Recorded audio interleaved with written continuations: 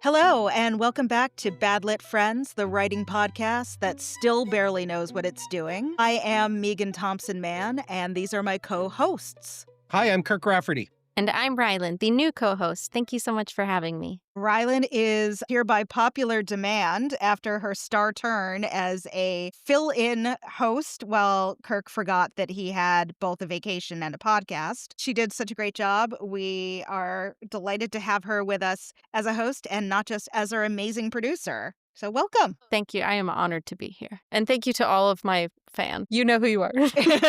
And we also have another review. So we're up to 2 reviews from Angela, who is, I will admit, one of my dearest friends from law school, as well as one of my alpha readers. But she says she loves the podcast, and that's not just because I did split the bill with her at dinner the other night. Yeah, we have 2 reviews now. Our original fan, Pamela? Pamela Ulla. Yes. Yes. So what's everybody been up to this past week in terms of writing? Well, I can start. Over the last 2 days, I started kind of picking up like what will be my eventually 3rd book. I don't remember how many words I did yesterday. I think it was like 400 something, but I did 900 today. Excellent. Yeah, so I'm pretty Very happy cool. about that. Very cool. Nice. I'm up to about 22,000 words with my novel. Awesome. So that's pretty cool. I've been transferring a screenplay to a book and finding lots of plot holes from my screenplay and filling them in as I go here. So very exciting. How about you? I too have been filling plot holes while also trimming book 1. I have now successfully chopped 10,000 words out of book 1 while I am re-editing it. While I was doing that, I discovered a plot hole and went, oh, I never considered how this person actually knows this thing. I think at one point it was clear, but in the original rounds of editing where the book was reduced from 144,000 words to 77,000 words, that knowledge was lost and was never explained. You cut too deep, Meagan. You cut too deep. Too deep, but I now have plenty of room to fill it up. I will be writing a new chapter, hopefully starting tomorrow, and I am so excited to be writing again and not just unwriting, which is occasionally satisfying, but does sometimes feel like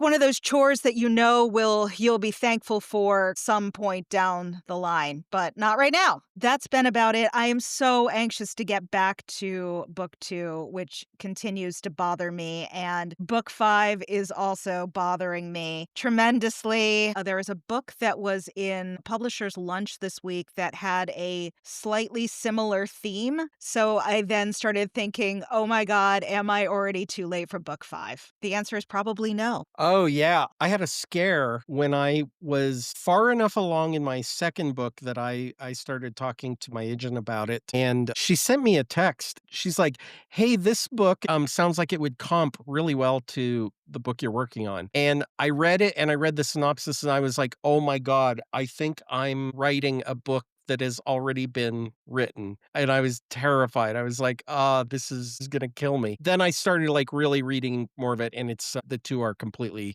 different books. In fact, I've read that book now completely. And it's a fantastic book. So I will recommend it at some point. So last week, we started our exploration of querying and the query package. Today, we're going to be talking about synopses. Everybody's favorite. Most people don't like writing them, although agents apparently like reading them. So your query package typically involves your query letter, your synopsis, and your sample pages. Your query letter is a pretty standard format, and go back and listen to our previous podcast. We talk about all kinds of things about query letters. Your synopsis isn't quite the fixed format, but there are some expectations within it. And then your sample pages are really going to be whatever the agent has asked for. And so every agent is going to be different. Some will ask for your first chapter. Some will ask for your first 3 chapters. Some will ask for your first 5,000 words. Yeah. 50 pages is the biggest I've seen that hasn't been a request for the entire manuscript. Yeah. So that's the query package in a nutshell. When you're out querying an agent, you're going to be bundling a query package differently for every different agent. But we're here to talk about the synopsis today. Yes, yes. And I have written 2 synopses. They were painful to write in a very different way than the pain of writing a query letter. My problem is that I've got this book that's 80,000 words, and now I need to boil that down into one single spaced page document. It is not a lot of words. How am I going to do this and get the entire plot of my book in? Kirk taught me a lot about how to write this.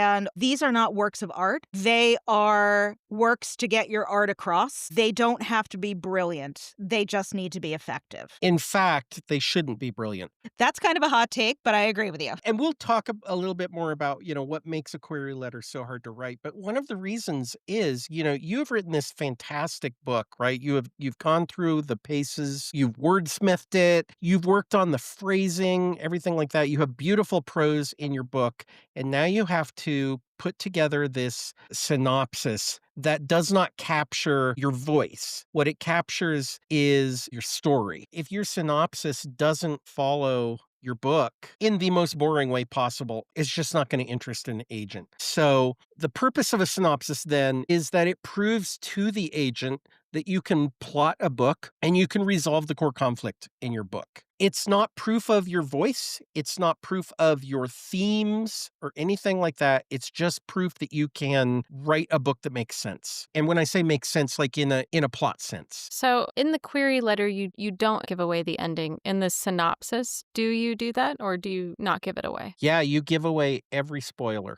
in your synopsis. And a lot of people don't like this. You feel like, hey, if you want that payoff, you got to read my book, right? But unfortunately, you need to spoil everything in the A plot, right? Now, you might have a romantic subplot or something like that. You don't necessarily have to spoil that. In fact, the less you address the B plot, the better your query You is gonna only be. have so many words. So why waste Yeah. them on B plots, C plots, Z plots? So I actually bought a guide for writing a synopsis when I was starting out doing it because I had genuinely no idea what I was doing, and I do well when I can see examples of how other people attack things, even if I'm not going to be doing, obviously, a duplicate of what they're doing, but it gives me an idea of what is expected. So I bought this booklet, let's call it, called Write a Great Synopsis, an Expert Guide by Nicola Morgan. We'll put that in the show notes. I found it very useful to kind of show me what to expect. And it has guidance about what agents and editors are looking for in a synopsis. It also kind of gives you general pointers for what you should try to put in, what you need to leave out. Really, the point of a synopsis is for agents to understand what this book is and where they could potentially fit it. Yeah, I don't want to say that your synopsis is like your book condensed into 3 pages, but it is your plot condensed in 3 pages. If they can see that you can write a cohesive plot over 3 pages or 2 pages, whatever they're asking for, then they're more likely to actually go beyond your sample pages. So, when you're thinking about how to structure this, what are the things that you need to see? So just like the query letter, you want to be present tense, third person. Even if your book is some other variation, that's what an agent is going to expect it to be. And again, like don't try to be clever and like write as your character or anything like that. Like this is a professional letter. It's going to explain your book, so make it as easy on the agent as you can. You want to single space it with a space in between paragraphs. That's important too. Like you don't want just one block of text. So single space in between paragraphs. And then the length is going to depend on what the agent is asking for. Some of them only want a 1-page synopsis. Some want a 3-page synopsis. Some want you to summarize your book in like a paragraph. What I would recommend then is start off writing a 3-page synopsis. Like that should be your goal, is 3 pages. Get that 3-page synopsis as clean as you possibly can. Then take that 3-page synopsis and crunch it down into a 1-page synopsis. So now you have a 3-page and a 1-page. And that's going to cover most of your querying agents. Do you have any tips or pointers on how to make that kind of reduction from 3-page to 1-page? It's so hard, right? Yeah. Because you have bled to get your book condensed into 3 pages, and now you have to get it into 1 page. One recommendation I've heard is to go each chapter of your book, summarize it in 1 or 2 sentences, and just all the way through, however many chapters you have. Then you've got however many pages of 1 or 2 sentences per chapter, and so you can kinda start building from there. That's exactly what I did for doing the synopsis for book 1, is I went and I did a sentence or 2 on every single chapter, and Mhm. it was a total disaster at the end of it. So is mine, yeah. It was extremely rough, but I then, for the first time, could see what happens in my book. The job of your synopsis is to tell, again, kind of bland terms, to tell your story in a very condensed version. And in fact, we're going to talk about what the anatomy of a synopsis looks like. And spoiler alert, it looks like a book. If you're able to convey some of your voice in there, that's great. But if you're looking at your synopsis and it is lifeless compared to your book, that's probably okay. Because again, all you're discussing is your A plot. And so you don't have all these other things that you're weaving in. I meant to mention this earlier, but I think that you should only have between 3 and 5 named characters in your synopsis. I actually went through my novel and I wrote down all the names I had in my novel, and I was so surprised at the cast of characters that were in this. Now, some of them had very brief appearances, some of them, were the main character. Your synopsis, you only want 3 to 5 named characters, and you can only do so much with that. That's why you focus on your A plot, and yeah, it's going to be kind of lifeless. It's not going to be as exciting, and that's okay.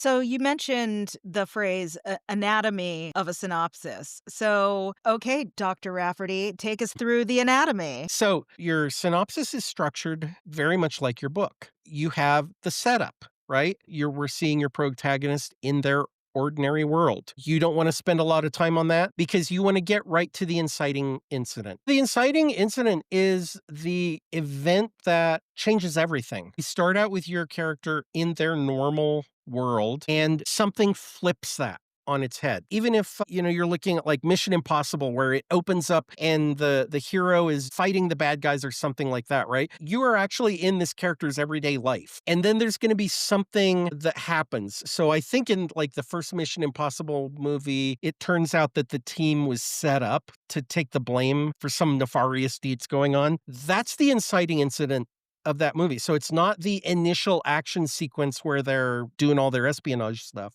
It's actually when the team is flipped to take the blame for this other thing. It is just the thing that happens to propel your story forward. So in my first book, so when the main character, Lainey, starts out, she's in a car, she's driving away from her second husband. She's left her first husband with no warning, just gets in a car and leaves. That's not the inciting incident. Right. The inciting incident is when her former sister-in-law and her sister cousin, let's call her, drag her off to a women's wellness retreat to force her to confront this pattern of running away from relationships that look great on the outside but have a problem in them. So then we get into, we hit the midpoint and the rising action. And that's where you show your characters making choices that make things worse. And there's all kinds of different formats to do that, right? There's like 3 failures before they succeed. There's a whole variety of them out there. And so you want to address what your midpoint looks like. And then you hit the climax. If it's some kind of action-oriented one, right? It's the big boss. It's the final battle. In other genres, it might just be kind of an emotional type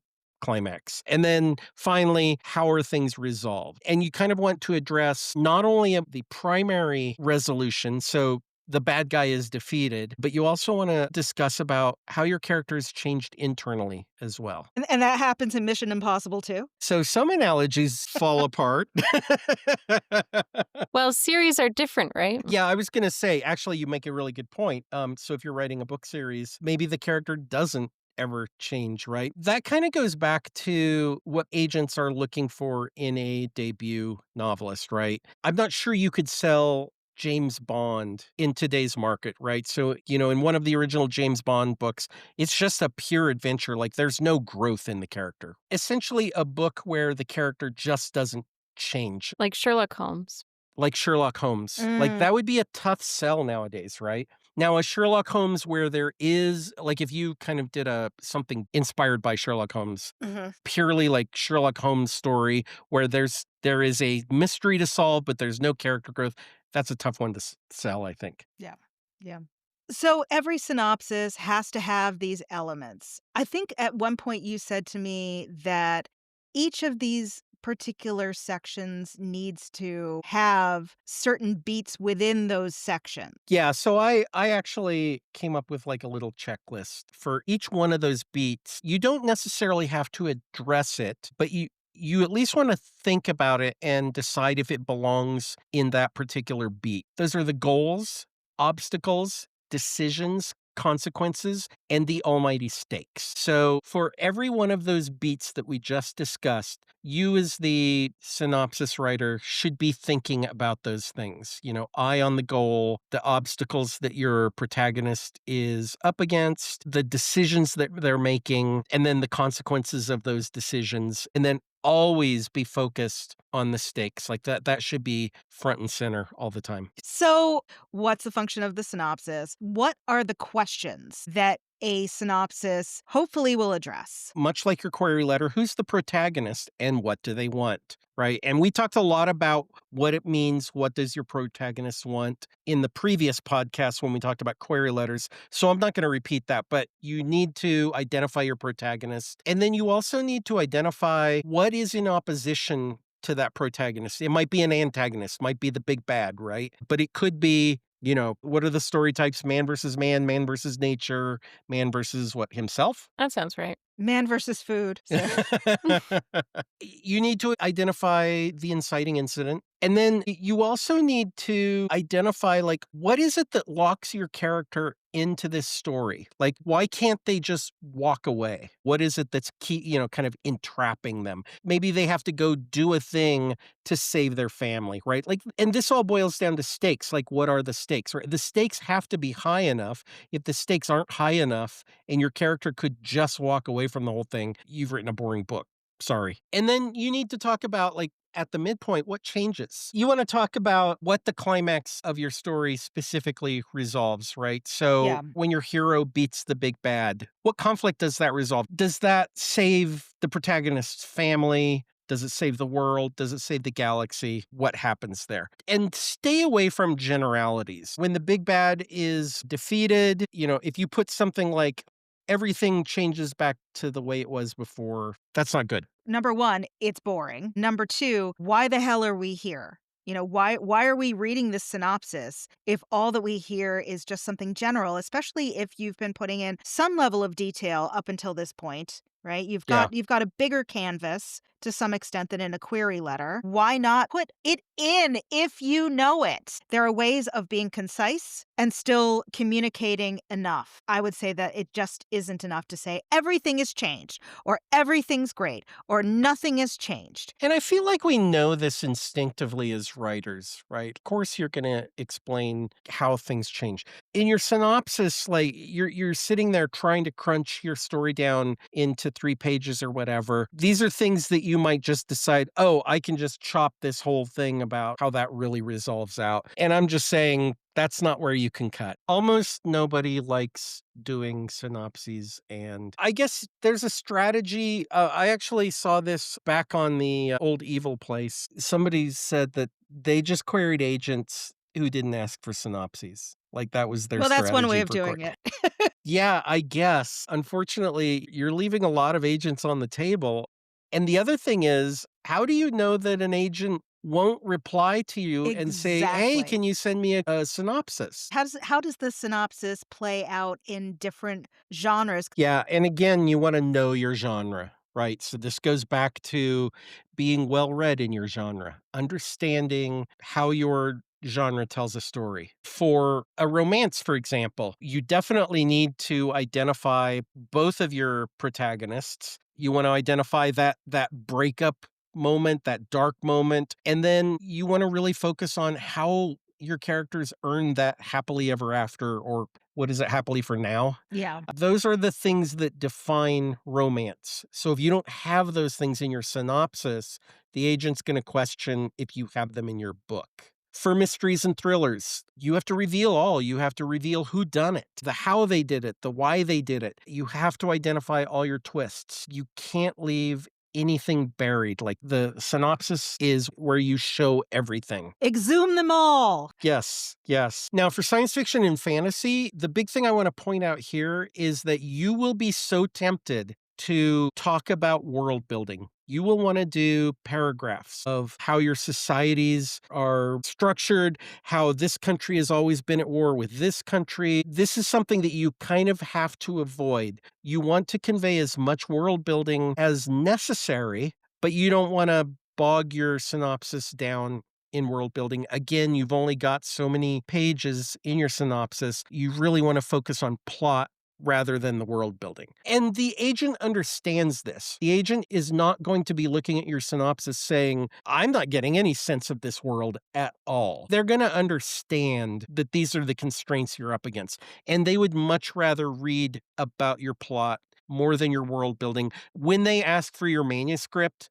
they will get your world building. With literary and upmarket, and this is a genre, that you are probably more familiar, Meagan, than Yeah. I am. Literary and upmarket is very themey. So in Yeah. your synopsis, definitely mention theme, but focus on the plot. Yeah. So with literary and upmarket, it's character-driven books as opposed to plot-driven books. But that doesn't mean that things don't happen in these books. They are often about the evolution of a character or a group of characters, and that is the plot in and of itself. So the concrete resolution is usually that a character or several characters have changed. So you need to make sure that you explain how these changes have come about, the events that happen or the choices Mhm. that people make in order to get to that end. You may think that you have written a slow novel, and that may very well be okay, but that doesn't mean that things don't happen in them. One last thing I'll mention is a lot of books, no matter what the genre, have multi POVs or multi timelines.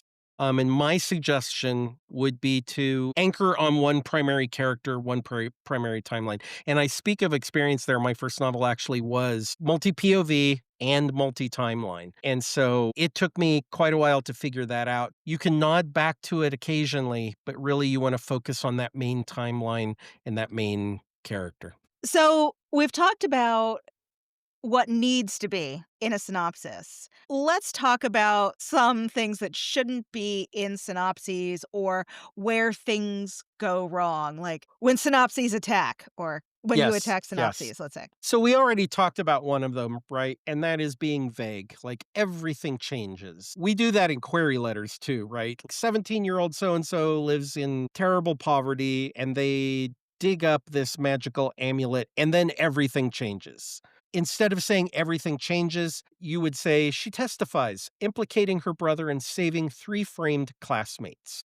Right? So Oh, that's very specific. This is what we want. Also, we talked about, hiding the ending or hiding your twists and things like that. Nope, you don't get to do that in a synopsis. Your whole novel is bare, sorry. The other thing that interrupts your synopsis is identifying too many characters. And again, earlier I said come up with 3 to 5 characters, and then the rest of your characters you can refer to by their role. yeah. I mean, in the synopsis for my first book, I reduced it to 5, even though there are 2 other characters who have quite a large role to play in the first half of the book. Mhm. I just Mhm. made them the sister-in-law and the cousin. It gets especially dicey for sci-fi and fantasy when you have names that aren't similar to what we expect normal names to be. If you have if a fantasy that has lots of X's and Q's in names and apostrophes and dashes, man, the more of those that you put in, the harder it is going to be for the agent to keep track of things like that. Another common pitfall is backstory dumps. You want to limit your backstory to just a few sentences and only when it drives your plot forward. If you can cut it and your synopsis still makes sense, then cut it. Here's another thing that actually applies to your novel as well, and that's use of passive voice. That's going to be picked up really fast by an agent. They're going to see passive voice in your synopsis, and they may make assumptions that it's riddled in your manuscript as well. You can't make it pretty like your novel, but you can at least show mechanically that you're a good writer. Subplot creep, again, only talk about subplots when you absolutely have to. You should be focusing on your A plot. And I understand, the B plot sometimes does get entangled with the A plot, and that's when you want to bring it up, but don't feel like you have to include that entire B plot. In fact, you shouldn't. And then you want to check your tense, your POV, your length, spacing, naming conventions. You want to follow the agent's page and word limits. So every agent is going to be different on that. One agent will ask for a 3-page. One agent will ask for a 1-page. One agent will just say, send me a synopsis, in which case you should send, I think, anyway, your 3-page. And that's opinion. I think if you sent your 1-page, that would be fine too. And I'd say that goes for everything involving querying agents is just follow what they ask you for. Take the shortcut, follow the rules. If you can't follow their instructions when you're querying, you're sending a message that says maybe you can't follow instructions when you're their client. Or that you're arrogant, which is a terrible thing. Yeah, for sure. Synopses, wow, they suck. There's just no easy way to get through it. I think we need to get an agent on one of these days and ask them, like, how would you make this easier for us, but also for yourself? I know. I'm excited. So we actually do want to start bringing people onto the show to interview. We've actually got an author lined up that we're going to interview. I can't wait. You guys are going to be like totally stoked when you find out who we bring on and talk to. I'm so excited about this. So Yes. yeah, I want to bring on authors, agents. I want to bring on people that are still querying. Yeah. I want to bring on people that are still writing. Yeah. I want to hear from people who are at the beginning of their query process, in the middle of it, nearing, people who have just signed, people who are getting ready to query. If you're listening to this show and you're a writer, we may very well want to hear from you and talk to you. So if you're interested in talking to us, please reach out. We are badlitfriends@gmail.com. You can also get us through our website, badlitfriends.com. We're on the socials. We'll do the whole thing at the end, but we do want to hear from you, and we're mostly nice. So, catch me on a good day. I'll be very nice. So I thought we could do a brief update on what we talked about last week. To start off with the Anthropic settlement. It was a $1.5 billion settlement with a class of authors. It was, wasn't it? Well, it sort of is. Very briefly, it was based on Anthropic, allegedly, we know it happened, training its LLM Claude on books, some of which Anthropic had acquired through legitimate means, and some of which it had acquired through pirated means. There had been an interim ruling where the judge had essentially said, okay, those books that Anthropic acquired through legitimate means, that's fine. We don't have any issues there. Whatever. It's transformative works. We're going to throw those out. We're just going to be looking at the pirated works. And when you talk about legitimately acquired books, does that mean Anthropic could have gone out and bought one copy of a book? Yes. That just chaps my ass. It does. And it should. It should. It is. And we talked a little bit about this last week, but I've been thinking about it a lot this week. All three of us can buy a copy of the same book. How many times are we really going to read that copy of that book? Right? Maybe it's our favorite book we've ever read. Maybe we'll read it 10 times, 15 times in our lifetime.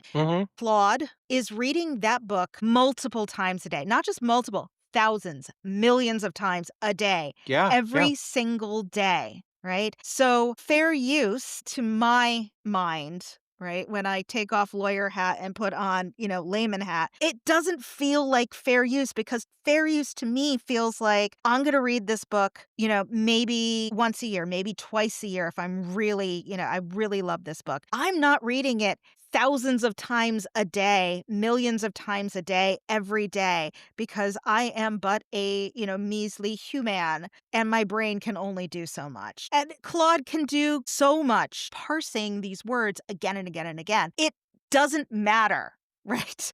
The morality, as we talked about before, and the legality of the situation are not overlapping here. What they were focused on were these pirated materials. They were going to Mhm. trial. They settled this case for $1.5 billion.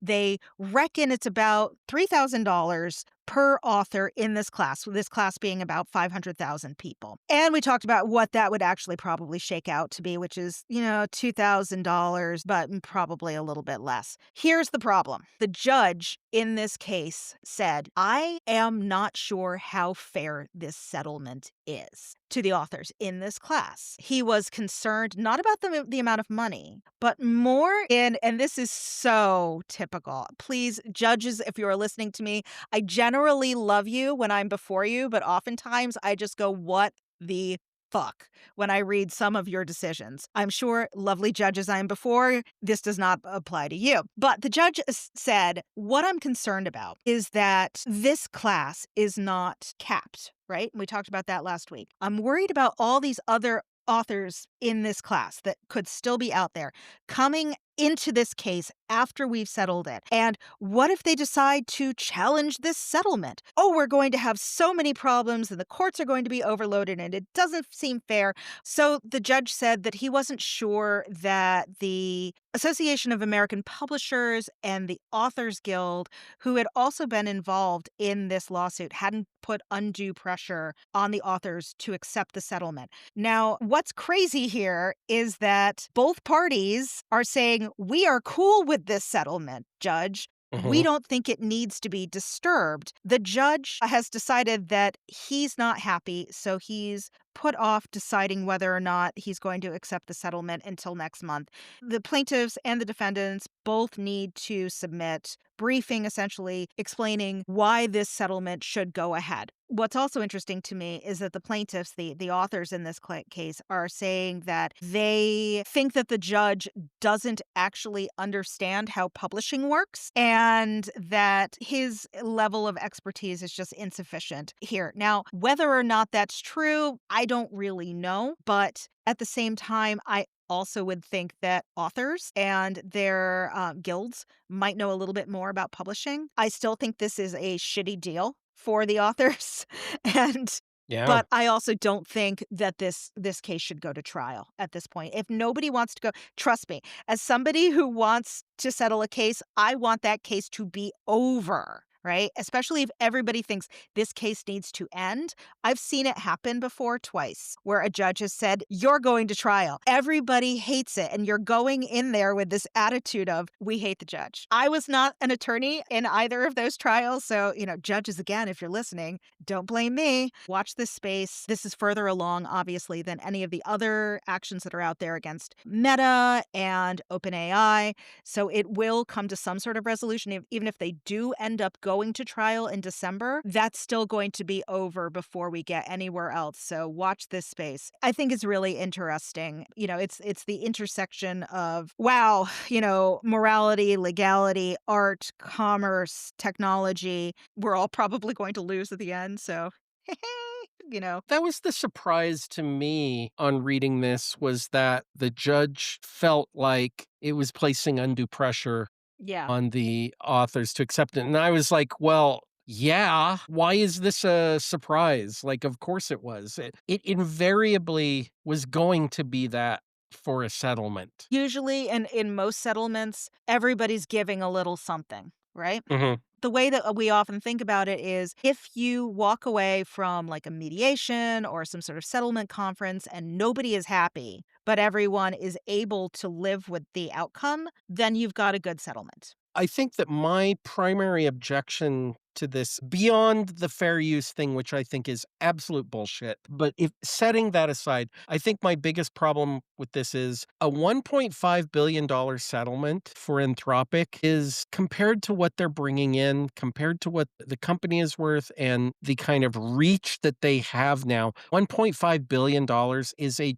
drop in the bucket. Like, it's not a penalty. Putting on my tinfoil hat here, thinking this was probably the plan all along. We're going to scrape these pirated books with the expectation that, yeah, we probably will have to cough up some money later on for it, but scraping those pirated books gets us so much further ahead right away. And then we'll just kind of pay the little slap on the wrist later on. And I think that's really what just, boils my blood about the whole thing. Look, Kirk, have you tried not being poor?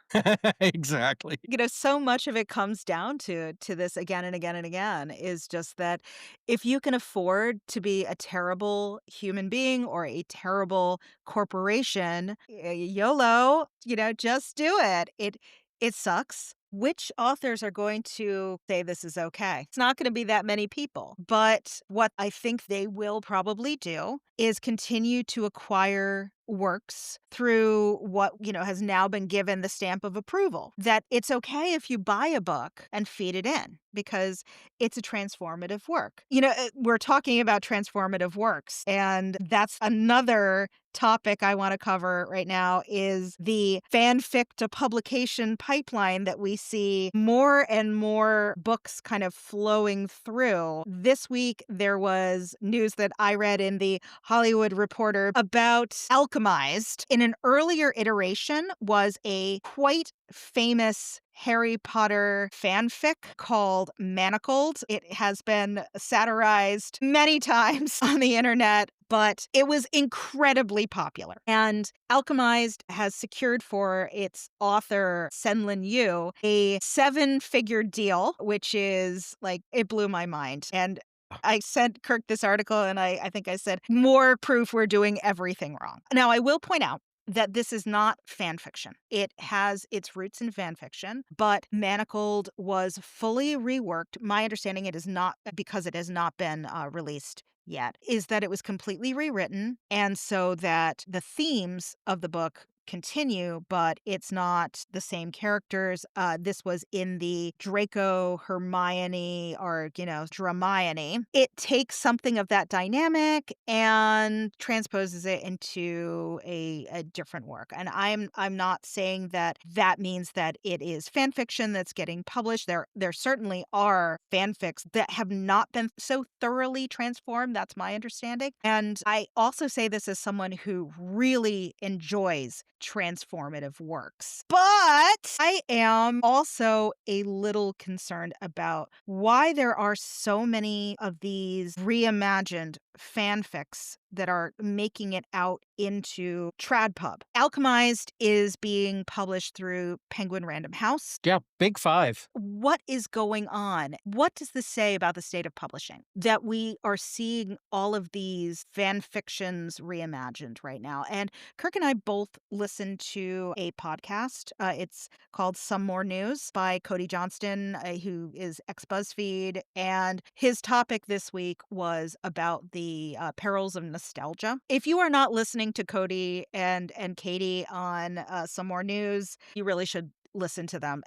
They're fantastic. What he was talking about is nostalgia can feel really, really good. It can feel very comforting. It can help you work through kind of difficult, traumatic things in your life. It's also a way of dangerously recasting the past into some golden, hazy, perfect time that sticks you in the past. It fixes you in an era that didn't actually exist. And that made me think about how these kinds of fan fictions that are being reimagined into things that don't violate IP are a way of sticking in the past and not doing something new and not taking bigger risks.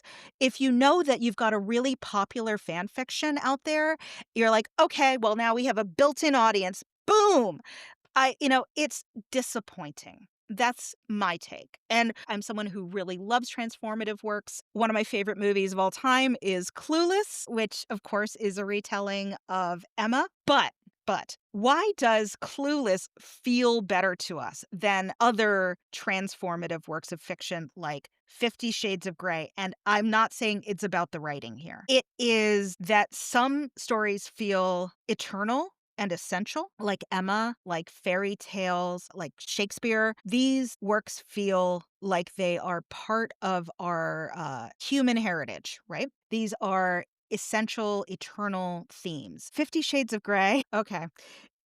Let's go to the essential problem here. Twilight, which it is based on, is a very recent work of fiction that is highly problematic in and of itself. That's not to say that Emma isn't problematic in places, or that Shakespeare or that fairy tales aren't problematic in places. It's just that it doesn't feel like an essential story to tell. So it feels, to me at least, cheap. Sorry.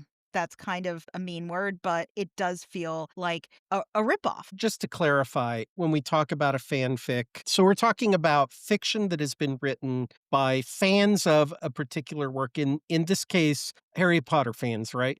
And so it is completely legal, as far as I understand, to take a written work like Harry Potter and write your own Harry Potter stories and even put them up on the internet. As long as you're not making money, as long as you're not claiming ownership of the IP, you're fine, right? Correct. When you take a fanfic and then you go to a publisher with it, or more likely Penguin probably approached this author, is my guess, total guess on my part. You now have to strip all of the IP out of that fanfic, right? So it can no longer be Harry Potter. It can no longer take place at Hogwarts. It can't have Hermione. It can't have Draco. So the author has a lot of work to do. First of all, renaming all of the IP, and probably a lot of work to do because, and let me be perfectly clear out here, there's a lot of really good fanfic out there. Oh, God, yeah. I used to read a lot of it.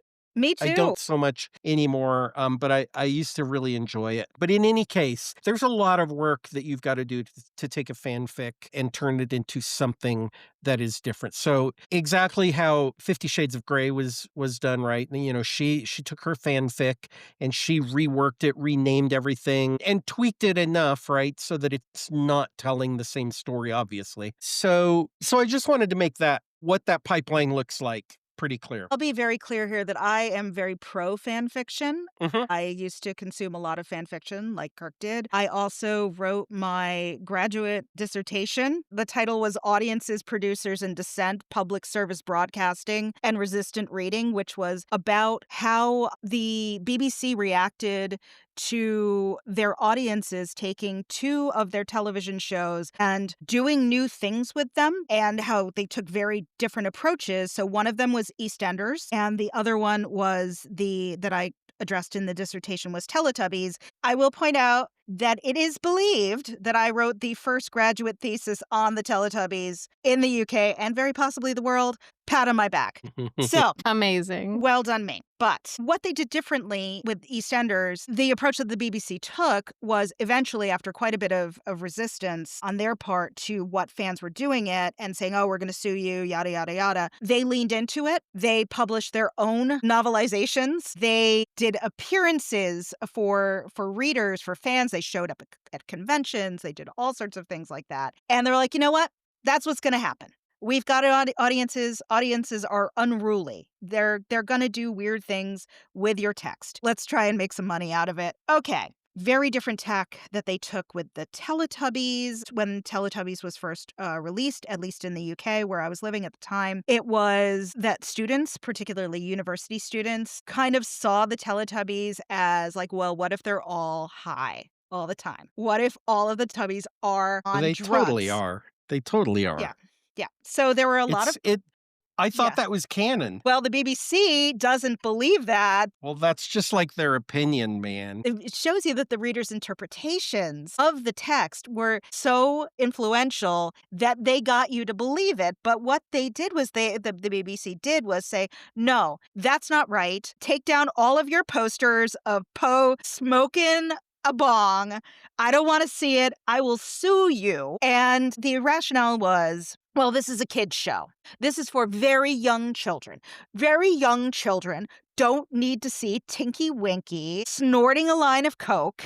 It's inappropriate. So they were just shutting it down. But here's the problem.